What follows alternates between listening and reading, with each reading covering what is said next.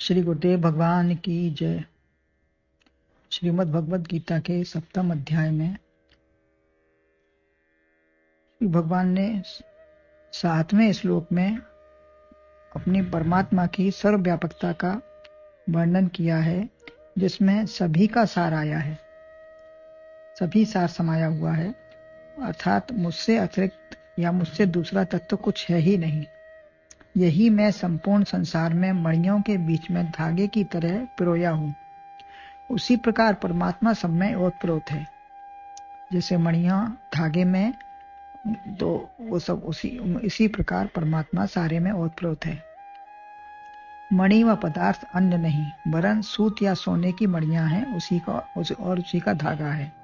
कुछ अन्य नहीं है, उसी सोने की मणियां हैं, उसी का धागा है, कोई चीज अलग नहीं है। विश्व तेजस प्राज्ञ, एक परमात्मा के सिवा अन्य कुछ भी नहीं है। सारा दिखने वाला तमाशे का आधार अधिष्ठान वही है। इसे हम कैसे समझें? उदाहरण के रूप में 8वें श्लोक में जो वर्णन चल रहा है, उसी में आगे कहते हैं, श्री भगवान आगे कहते हैं कि जल में रस यदि निकल गया, यह रस ही जीवन है, क्योंकि रस ही तो जीवन है, रसो वैसा। तो जब रस ही जीवन है और रस निकल जाएगा जो परमात्मा है, तो जल की सत्ता, उपयोगिता, महत्व, जीवन, स्वाद, शक्ति, स्वरूप सब रस रूप से वही बैठा हुआ है, जो अलग हो नहीं सकता। समष्टि व्यष्टि का जल संसार में दिखता हुआ, समुद्र, वापी, कूप, तड़ाग, सरिता, नदी, सब में दिखने वाला रस वही परमात्मा है। जो सब में रस दिख रहा है, प्रवाह, वो सब उसी का परमात्मा का ही रूप है। वाह्य दृष्टि से जल है। कौनते, तुम कुशाग्र बुद्धि हो। भगवान संबोधन दे रहे हैं, तुम कुशाग्र बुद्धि हो हे अर्जुन, अतः उसमें से रस तुम ही ढूंढ सकते हो। रस तत्व कुछ है, जो वही परमात्मा है, सार भाग वही है। सूर्य और चंद्रमा की प्रभा निकल जाए तो अस्तित्व ही नहीं रहेगा। सूर्य चंद्रमा किससे प्रकाशित है? केवल अपनी प्रभा के ही द्वारा उनका प्रकाश है, तो उनका अस्तित्व ही नहीं रहेगा। भा माने प्रकाश, कांति आत्मा, प्रभा उपसर्ग लग गया, उसे प्रकाशित वाली किरण प्रभा में ही हूँ। उसे जो प्रकाशित कर रही है किरण है जो, वो प्रभा में ही हूँ, भगवान का ही रूप है। दोनों में तेज मैं हूँ। 15वें अध्याय में कहा, यदादित्य गतम तेजो जगत भास्यते किलम यच्चंद्रमसि यच्चाग्नौ तत्तो जो विद्मानुकम। तो संसार को प्रकाशित करने वाला तेज सब मैं ही हूँ। सूर्य प्रकाश, ऊष्मा, जीवन देने की शक्ति उसी प्रभा से है। चंद्रमा भी रस व पोषण देता है, औषधियों में शक्ति देता है। यही शक्ति परमात्मा है। व्यष्टि के शरीर में नेत्र सूर्य से ही प्रकाशित हैं। प्रत्येक शरीर में जो नेत्र हैं, वो सूर्य के ही द्वारा प्रकाशित हैं। अतः वही तेज परमात्मा का आधार है, नेत्र है। तो सारा संसार प्रकाशित है, दिख रहा है। वस्तु को प्रकाशित करने वाला भा, तेज या किरण, वह परमात्मा ही है। वस्तु को प्रकाशित परमात्मा के ही द्वारा हो रहा है, और कोई कारण नहीं है। जो दिख रहा है, संसार जिससे प्रकाशित है, जो दिख रहा है, तो आकाश मंडल में देवता सूर्य और आदिदेव को प्रकाशित करने वाले, और नेत्र में अध्यात्म रूप से विराजमान सूर्य देवता, वह भी परमात्मा का प्रकाश है। आदिभूत विषय वस्तु को प्रकाशित करने वाला भी वही है। जो विषय वस्तु हमें दिखाई दे रही है, वो भी सब उसी के प्रकाश से प्रकाशित है। अतः तीनों में बैठा वही सब सृष्टि को प्रकाशित कर रहा है। अधिदेव चंद्रमा को प्रकाश, तेज, पोषण, शक्ति, रसात्मक शक्ति, रसोहम अपसु कौन्तेय, सब परमात्मा है।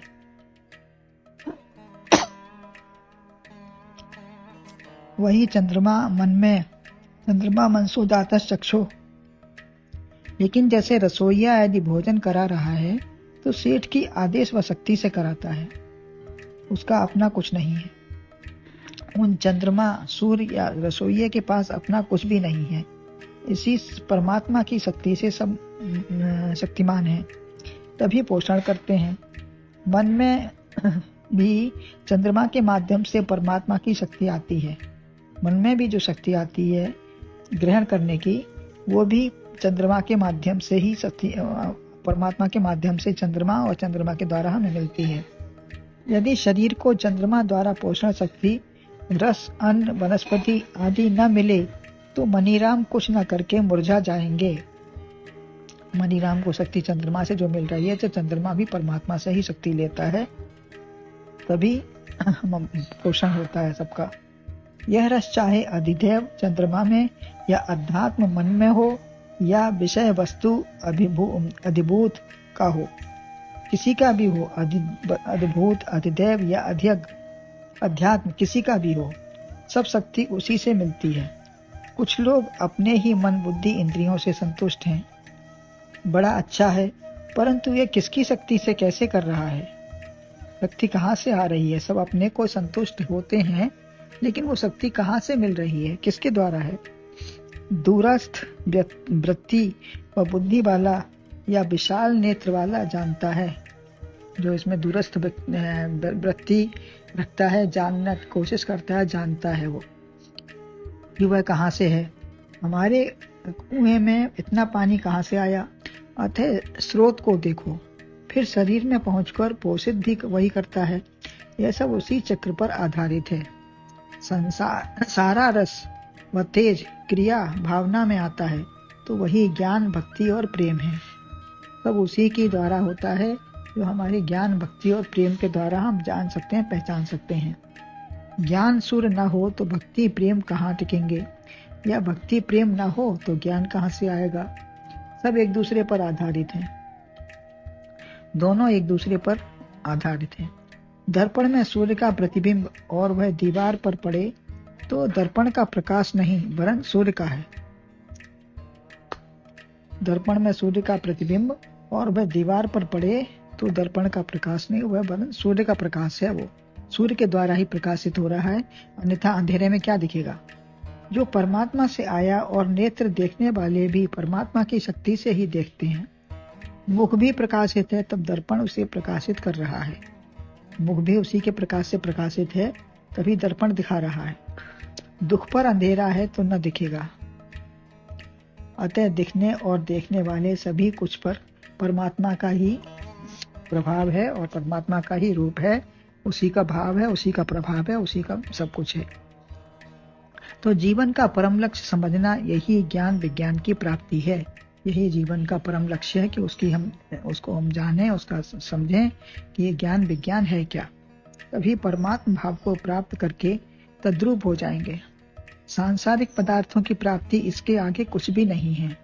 संसारिक आप चाहे जितना भी प्राप्त कर लेंगे, लेकिन इसके आगे उसकी कोई सत्ता ही नहीं है। सब मरने मिटने वाली है, विनाशी है। परमात्मा यद्यपि कण कण में है, अन्य कुछ है ही नहीं, परंतु उस सबका सार भाग परमात्मा स्वयं ही है।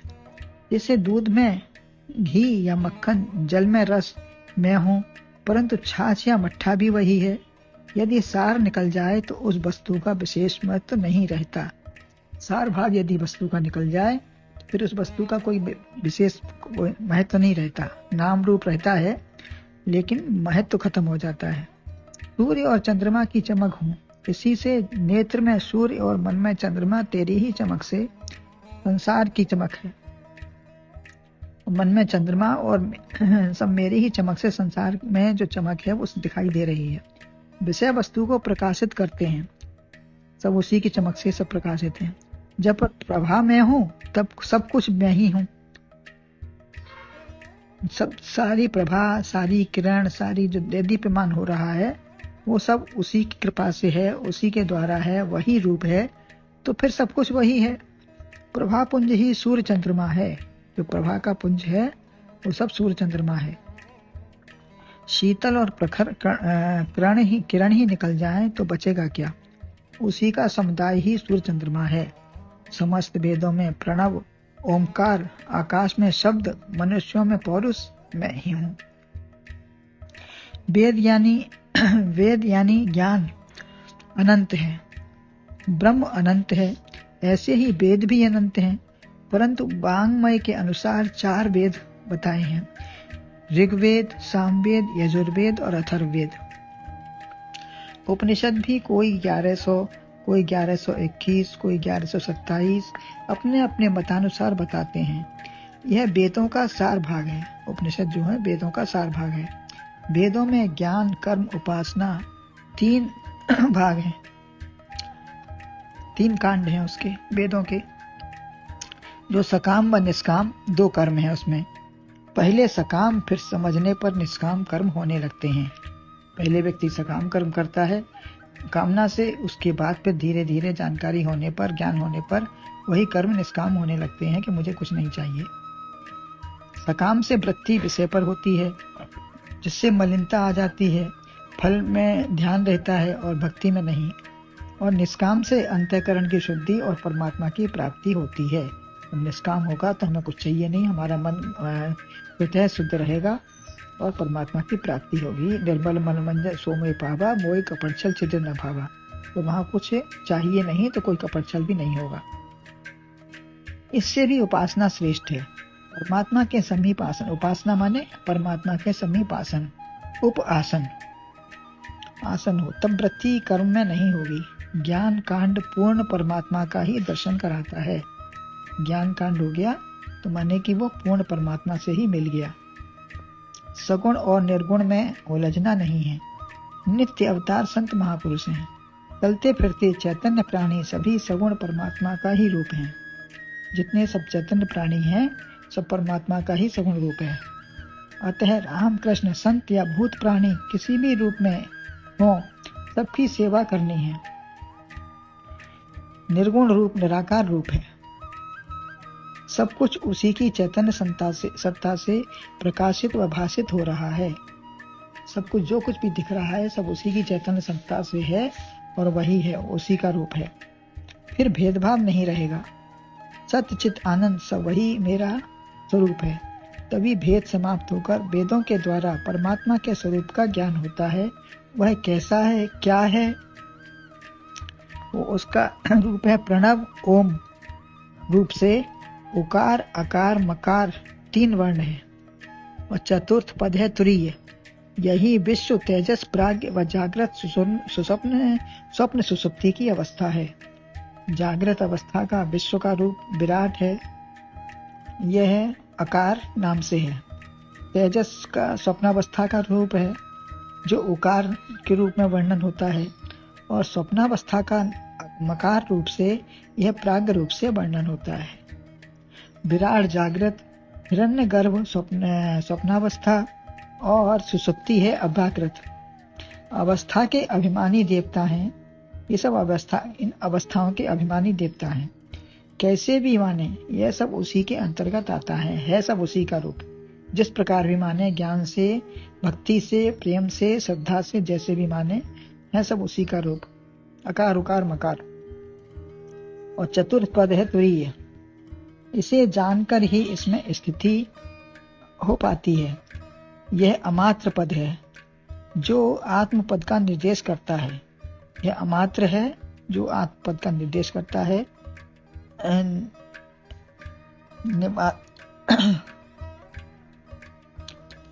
माता में कोई 16, 4 और 3 मात्रा बताते हैं। इसमें कोई 16, कोई 4 और कोई 3 मात्रा बताते हैं इस भाव में।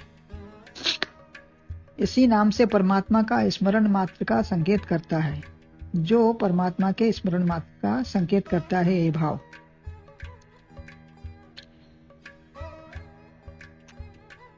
ओम प्रत्येक मंत्र का शिरोभाग है।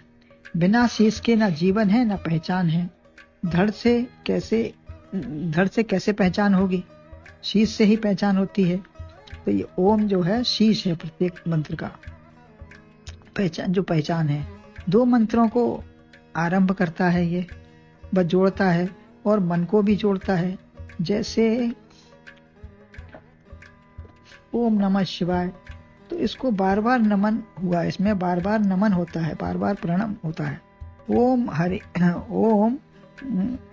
नाम हो गया, ओम हरि का नाम हो गया। और हरण करने वाले भौतिक संताप, हरण किसको करते हैं? भौतिक संताप को, पाप ताप को, मन को अपने में लगा दे वह तत् है, सत है। यह नाम रूप का स्मरण उच्चारण कराते हुए स्वरूप में वृत्ति लगा देता है। यह सेतु के समान है जिससे स्तुति की जाए, वह ओंकार है। ओंकार प्रणव का अर्थ है सदैव नया। ओंकार प्रणव शब्द का अर्थ है नया। यह पुराना होता ही नहीं, संसार में नए नए नामों की खोज होती है। सूर्य चंद्र भी नहीं बदलते। ओमित्येकाक्षरम ब्रह्म। ओम ऐसे शब्द, एक शब्द का अक्षर का उच्चारण करता हुआ अपने हृदय में उसके अर्थ को धारण करता हुआ जो शरीर त्याग करता है वह मुझे ही प्राप्त होता है। ओमित्येकाक्षरम ब्रह्म है व्याहरण माम अनुस्मरण, यह प्रयाति तजन देहम सयाति परमाम गतिम, वह मुझे ही प्राप्त होता है। अतः नाम स्वरूप का स्मरण कराने वाला, परमात्मा में वृत्ति एकाग्र करने वाला है। ओम ही ऐसा करने वाला ओम ही है। यही मनुष्य की तृप्ति है। भोगों में आसक्त मनुष्य भटकता फिरता है, तब तृप्ति होती है तो ओम कहता है, जब तृप्ति होती है तब ओम कहता है। यह आहत शब्द नहीं, अनाहत शब्द है। संसारी शब्दों से चोट पहुंचती है, जैसे तबले नगाड़े में चोट करने से ही शब्द निकलते हैं, या तालु कंठ जीभ की चोट से शब्द निकलते हैं, परंतु यह स्वयं निकलता है। ओम शब्द कहीं पे चोट की जरूरत नहीं है, यह स्वयं निकलता है, अंतर्मुख से ये निकलता है। ऐसे ही राम सोहम चाहे जैसे करके जपें। प्रणव ओमकार शब्द है, ध्वनि है, वही शब्द आकाश में होता है। ब्रह्म शब्द यह बिना चोट के आघात के होता है। अंतर्मुख वृत्ति से यह सुनाई देता है, यह अंतर्मुख से ही सुनाई देगा, उनको बाहर से नहीं समझ में आएगा, सुनाई देगा। होता बराबर है, अंदर बराबर इसका जाप चलता है, समझ में नहीं आता। अनुभूति अंतर्भाव वृत्ति से होगी। 21,600 हर श्वास के साथ यह शब्द झंकृत होता है। कहा जाता है कि हमारी 21,600 श्वास दिन भर में निकलती हैं, तो उनका जाप भगवान के नाम से होना चाहिए उनका, तो वो इसमें स्वयं निकलता है, लेकिन हम उसको देखें समझेंगे तब हमें सुनाई देगा। संसार से हटकर ही इसे सुन सकते हैं, यही सुनना जप है, अन्यथा जप का छूटना है। यदि नहीं सुना तो जप का छूटना है। बिना शब्द संसार से हटकर ही बिना शब्द के जप से जप होना, कर लो मनमाना का, कर लो बिना शब्द के ये जप होता है। कर लो मनमाला का जाप जिसमें नारायण बोले, तो ये मनमाला का जाप है जिसमें नारायण स्वयं बोलता है, सुनना है केवल। सब घट एक निहारो, अपने प्रभु को देखो, सब घट में एक ही प्रभु है, वही एक आत्मा का दर्शन करो। शब्द में, अपने में, सब में एक दर्शन ही स्वानंद आत्मानंद है। इसमें वृत्ति लगाने वालों को दुख व वेदना नहीं होगी। हर हाल में हम मस्त हैं। एक राजा ने अपने नौकर को दूध देने को कहा, एक संत को दूध देने के लिए कहा, तो वह मट्ठा पिलाता रहा। राजा ने पूछा तो कहा हाँ ओम, ओम कह दिया केवल। जब नौकर का अनिष्ट हुआ तो स्वयं उसे पछतावा हुआ, उसे लगा कि मैंने गलत किया है। अतः हर हाल में जो मस्त है उसकी हाँ में हाँ मिलाएं, केवल हाँ में हाँ मिलाते रहें। अपना सर्वस्व अर्पण करने वाले का कभी कुछ बिगड़ता नहीं है। आकाश, हृदयाकाश के शब्द अपमान, मान, निंदा, स्तुति, राग, द्वेष के शब्दों से झंझावात आता है, इससे पतन ही होगा। परंतु परमात्मा शब्द को श्रवण करने वाला हमेशा मस्त रहता है। संसार तो मिटेगा ही, अविनाशी परमात्मा है, इसका शब्द ब्रह्म है जिसका विनाश नहीं है।